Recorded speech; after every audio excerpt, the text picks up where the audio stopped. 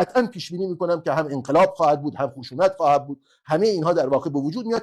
ایده اصلاحات به طور کامل میتونم بگم منتفی هستم. اگر دولت مثلا از دولت احمدی نژاد بشه دولت اعتدال، یا از دولت آقای رئیسی بشه دولت آقای پزشکیان، مثلا اتفاقی میفته؟ نه بابا، هیچ اتفاقی نخواهد افتاد. اینا که همه صاحبان قدرتن، همشون هم همون کسانی هستن که فکر میکنن یه آقا دارن، خودشون هم نوچه های آقا هن یا رعیت آقا هن و باید اتفاقا آقای پزشکیان گفت دیگه من اومدم فقط حرفای آقا رو اجرا کنم.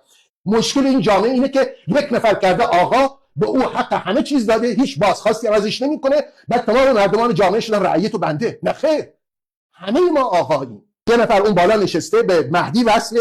حالا چرا به مهدی وصله؟ چون عبادت میکنه، چون نماز شب میخونه. که هر کسی میتونه مدعی باشه که آقا من ولیم.